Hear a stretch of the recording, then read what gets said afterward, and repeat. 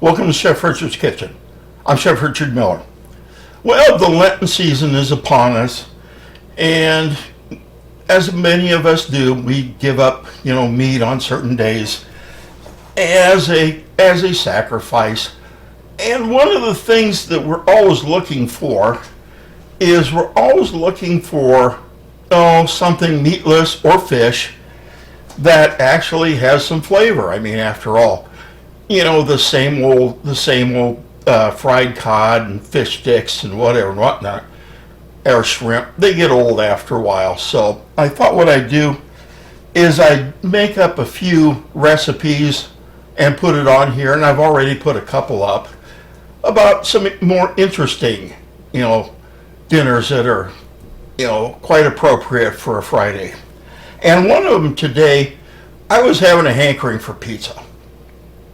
And with pizza, good old cheese pizza, that's fine. And really, this is what this is going to be, except I'm going to throw a couple of twists in it. And when we usually think of pizza, we think of hamburger, Italian sausage, and stuff like that. Well, we could either go with vegetable protein. I haven't really found any that's really that good yet.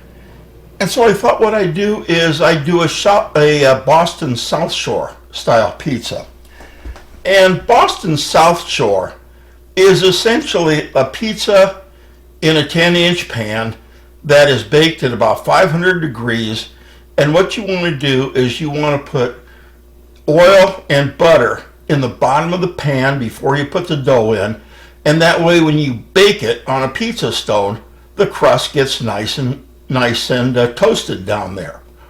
And I tried it a couple of times, and the last time I really had it, I was probably, in my late teens, early 20s when I went up to Boston. And besides getting the hell scared out of me on the roads up there, that was one of the things I really liked about it. And I think, was it the Cape Cod Cafe or something like that, down along, on the outskirts of Boston, and it was really delicious. And so I thought that's what we do today, is we're just going to make it. And we're going to start out making the crust. And the crust is extremely easy to make. All we're going to do is we're starting out with a couple of cups of bread sugar. Add to that, I'm going to throw in, probably a tablespoon of instant yeast, probably a teaspoon of kosher salt, and probably a teaspoon or so of just white sugar. And let's just mix this together. It's a lot easier to mix the dry ingredients when they're all dry, rather than trying to get them in there when it's half dough. All right? So, now what we're going to do is we're just going to add some water and some melted butter and a little bit of oil in there, and we're going to go ahead and make that up into a ball. We're going to knead it for a little bit. And one of the things, and this is something I was told, and it really is true, that you can go ahead and make pizza after this and it'll be delicious. But somebody told me that if you really want the good taste of the South Shore pizza, you need to let the crust or the dough ferment overnight. And I tried it, and it really does make a difference. So what I've done is I'm going to make the dough here, but last night I went ahead and I made the same dough, and I've had it fermenting overnight. So I get to do another pizza that way with this. So let's go ahead and get started. I'm putting in, it's going to be about a cup of water.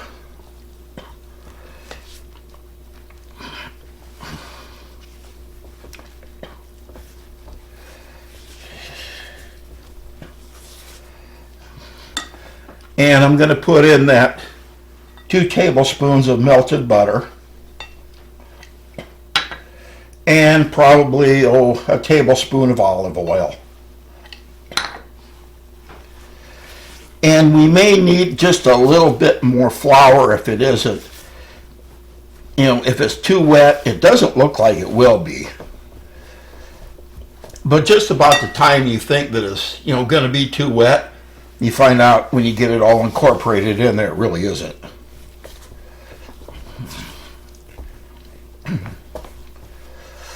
All right. Now comes the fun time. We get to go in there and we get to do this by hand. Oh, by the way, could I brought up the old trusty KitchenAid and done this? Absolutely. Part of it is, remember, on this channel, I try and make it so that anyone without a lot of equipment or kitchen utensils or whatever can make wonderful, delicious food. And here I'm showing that you don't have to have an expensive KitchenAid, although it is nice. You don't have to have it to make good pizza.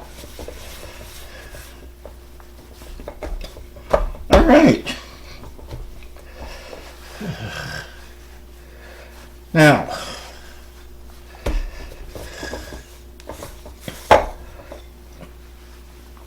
let me put a little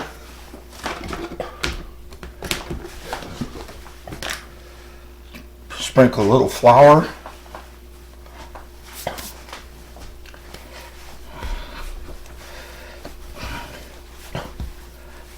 And we're going to go ahead and knead it. And I want to knead it because I want to build up some gluten in here that'll keep it held together. So here's my disclaimer. It's not gluten-free.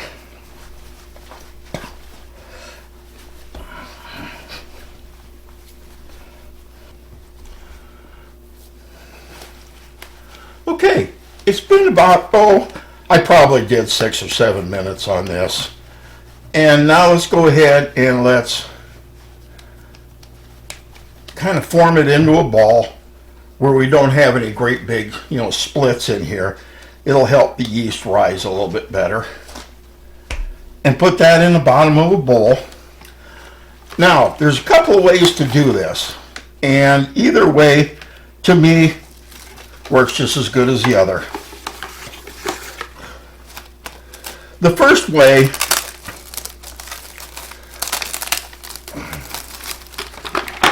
is to just go ahead and put the dough in a bowl and go ahead and stick it in the refrigerator and let it sit there for 24 hours.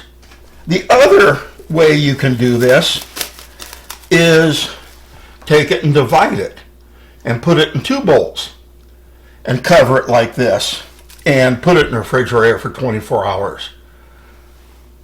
To me, I have done it both ways just to see if there is a difference. Somebody may find a difference. To me, I didn't. So I'm just doing it as one. Now, let's go ahead and cover it. And I'm setting the plastic wrap. I'm setting the plastic wrap right down on the dough. I often put it across the top. Sometimes I find, though, that the air in there, if it isn't going to rise right away and you're going to use it right away, it often dries out. So, in this case, since I'm going to be leaving it overnight, I'm going to go ahead and I'm going to put the plastic right down on top of it. So, let me get this to fermenting. I'll pull the other doughs that I have out, and what we'll do is we'll just go ahead and work with them. So give me a chance to get organized again, and I'll be right back.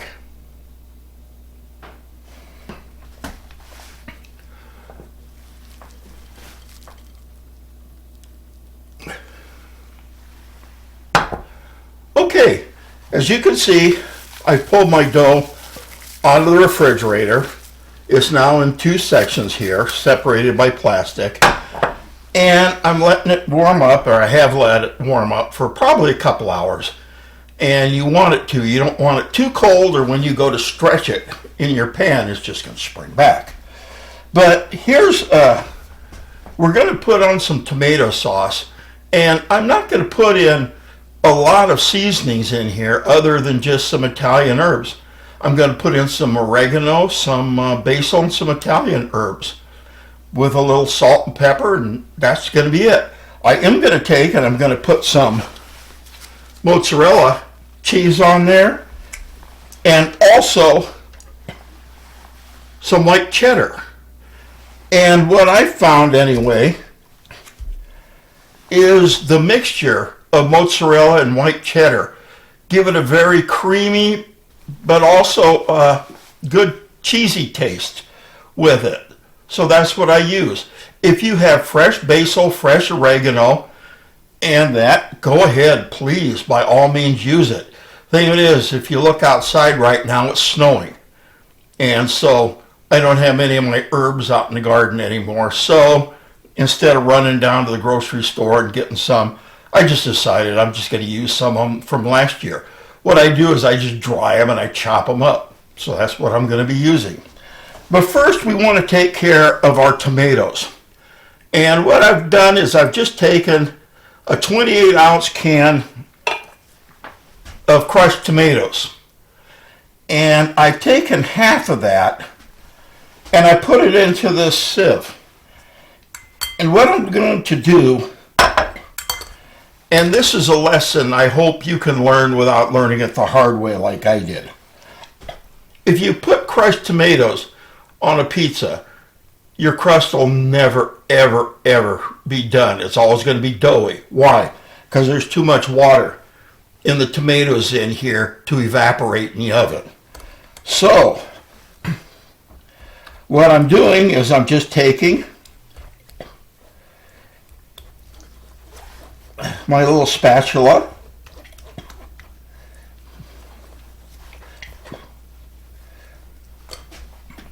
and as you can see, I'll put it under the detail camera here, there's actually quite a bit of water coming out of that. And that'll help your pizza, get nice and crunchy up on the top as well as on the bottom. Ask me how I know this. Yes, that's right. I've had a couple of them that just didn't get right, and it was just the dough was always wet up there, and finally, there's too much liquid in here. So anyway, Henry Ford once said, he says, anyone who doesn't make a mistake usually works for those of us that do. And yeah, I made a mistake. Not that I'll ever put it in writing, of course. Okay, let's go ahead and take this.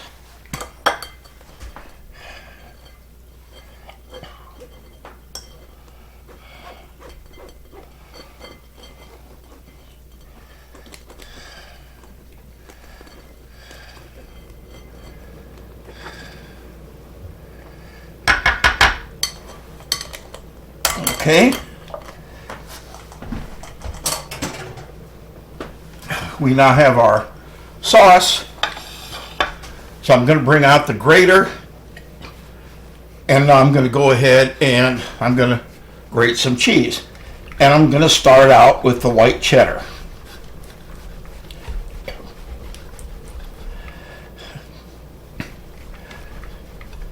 Remember, in other episodes, I've always told you to avoid the pre-sliced or pre-shredded cheese because they put a cornstarch or a cellulose coating on there, and it keeps it from all getting stuck together, but at the same time it really doesn't melt good on your food. So the best advice I can give is just do it this way. Just go ahead and just shred it yourself. You'll be much happier you did. Your food will look a lot better. And everybody will be happy. So, rather than sit there and watch me shred this thing. Once again, I'm going to turn off the camera, and as soon as I get it done, I'm going to measure out my herbs, and we're going to go ahead and we're going to grease our pan, put our dough in there, and we're going to get started with assembling our pizza. So, I'll be right back. Don't go far. I know you want to come back. I want you to come back too.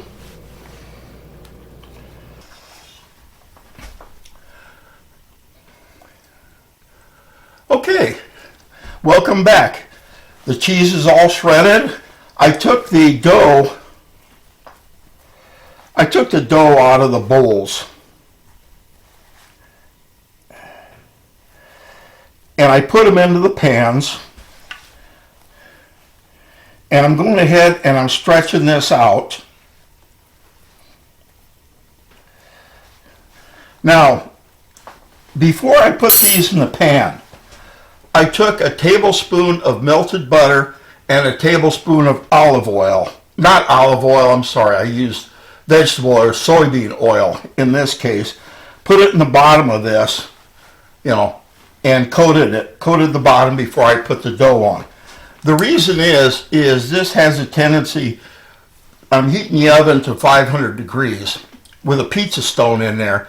What it does, it has a tendency that it actually helps fry it on the bottom and brown it up really good. So, next thing you do is I'm gonna actually take this a couple more times, and I'm going to let it warm up a little bit more and stretch it out. But one thing you do is before you put your toppings on,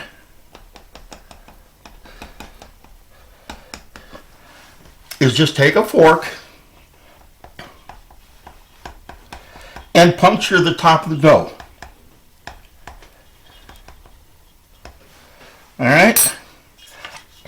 The reason we do that is when the yeast is rising, remember, it's creating carbon dioxide in there. And when it's rising, when it bakes, some of these, there's some cavities in here. And what happens when it bakes is the crust balloons. It separates and balloons up. And you'll end up with one of these big bubbles, in it. You've gone to a pizzeria and gotten pizza like that before. Is there anything wrong with it? Absolutely not. But in this case, we don't want it. So I went ahead and I poked little holes in there, and that'll go ahead and it'll help it, avoid that. So anyway, now, once again, we're just going to go ahead and stretch it.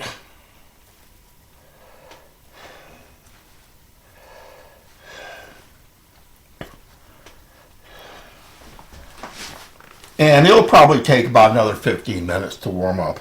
By the way, you can buy little tools, little rollers that go ahead and it punctures the top of the dough. It's just pizza rollers.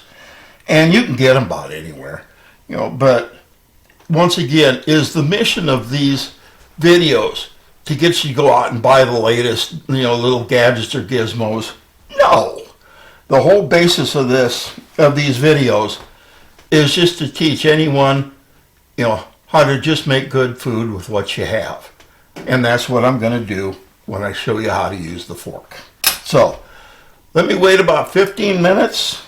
The oven will be heated by then, and we'll stretch this out and we'll start putting our toppings on. So, once again, I'll see you in a bit.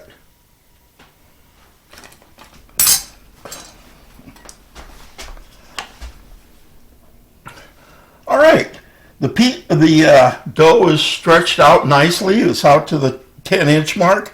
The oven is heated up to 500 degrees. So let's go ahead and let's put on our toppings.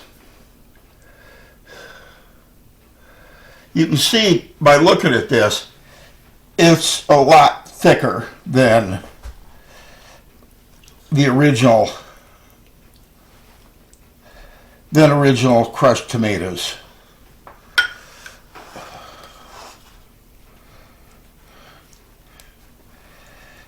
And you can go ahead and put this all the way out to the edge of the pan.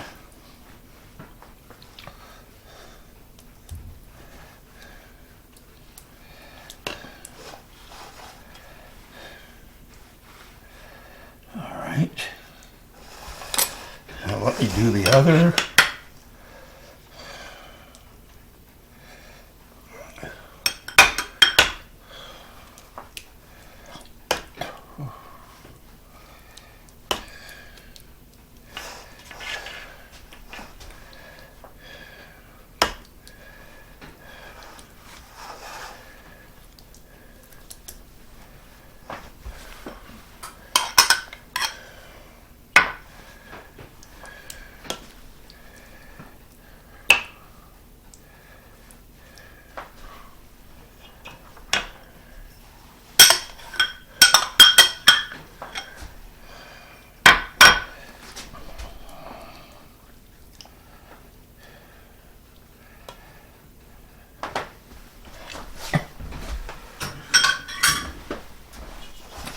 All right, now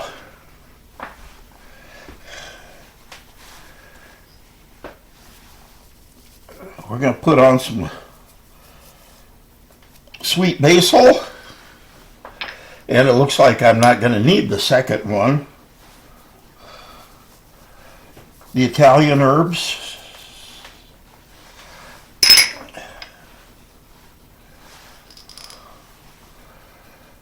the oregano, because it looks like it came out just fine the way it is. So let's put just a little bit of garlic powder on it. All right. I'm going to put on just a little bit of salt.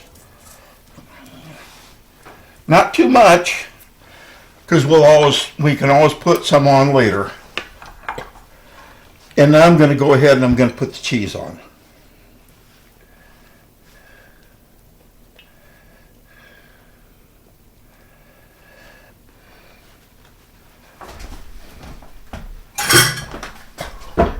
Now for the mozzarella.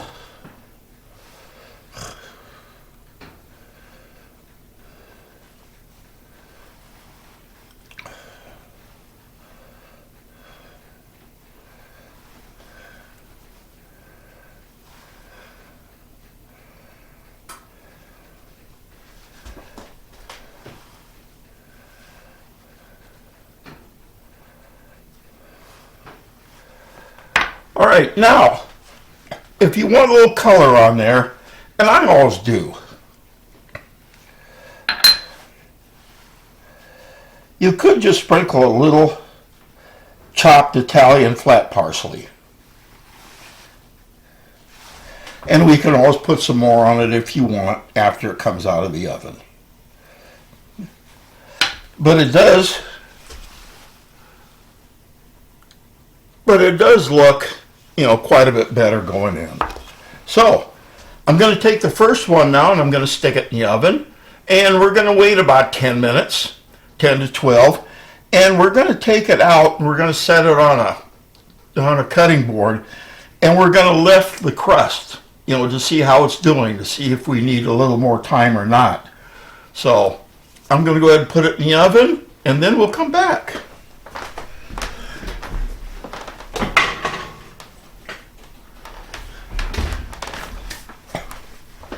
I'll see you in about 12 minutes.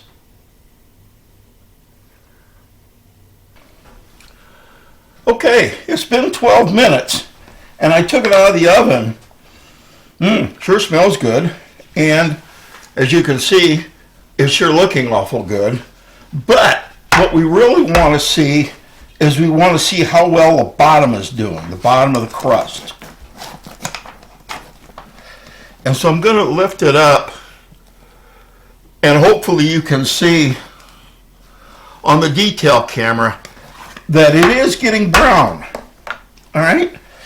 But I want the top to melt down just a little bit more. So I'm going to go ahead and put it in for about another 3 minutes, and then we'll go ahead and we're going to pull it out again. So give me 3 minutes and it'll be time to pull it out and let it cool. I'll be right back.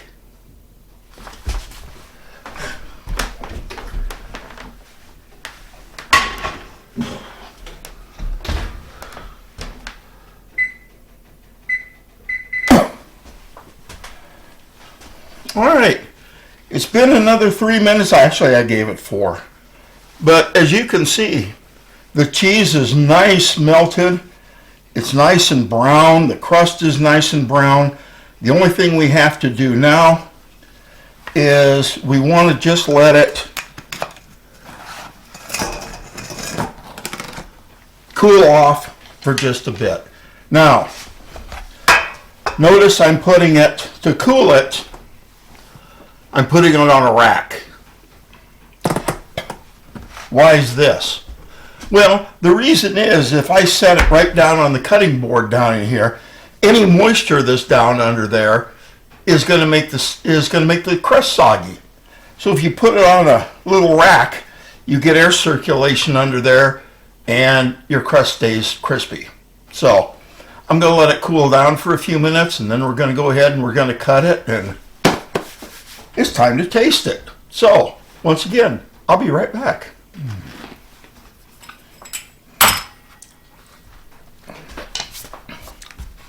Okay, it cooled down just a couple minutes, and if you'll notice on the top of this, there are no great big balloons or bubbles on it, and that's the reason why we poke it with the fork. So now, a purist, a pizza aficionado, you might call him, would look at my little roller here and probably go catatonic, saying a pizza should always be cut with a knife. And there's a lot to be said for that. But this is what I got. This is what we're going to use.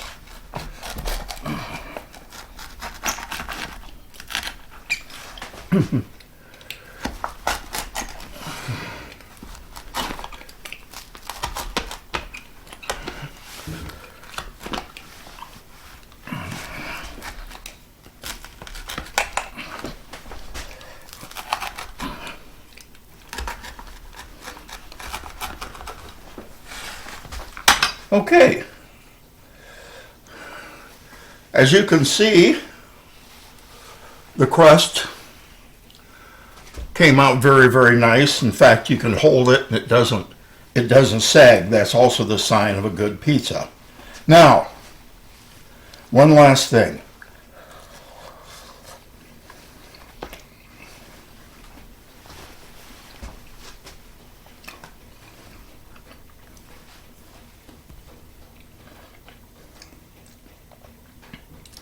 Delicious. I especially like the tomato sauce, and if you look down there at the top of the crust here, you'll notice that it's not soggy, and that's the reason why we took and we drained the liquid out of the crushed tomatoes before we put it on. So you can taste the crust, you can taste the cheese, and the cheese I really like, mainly because I like the cheesy flavor of the cheddar, of the white cheddar, but I also like the creaminess of the mozzarella in there. The basil, oregano, and the Italian herbs in there also, come through, as does just a little bit of the salt that we put in there. It kind of brightens it. Now, if you're one of those that likes a pizza with a little pizzazz or a little kick, go ahead and put some red pepper flakes in the tomato sauce in there. That'll add a little bit. But remember, for the most part, with your normal guests, probably leave it out. Most people don't like getting their tongues burned. I know I've been in places where they've served things so hot that even I couldn't eat them. So, anyway, here we just made Boston South Shore Bar Pizza. Came out delicious. I hope you give it a try. Please do. Give it a try. Leave me a comment. Send me an email at chefrdmiller@att.net. And let me know how you did. I always like hearing from my viewers how things come out. In the meantime, once again, take care. God bless. Remember that cooking should always, always be fun. And I'll see you all next episode. Thanks again. See you then.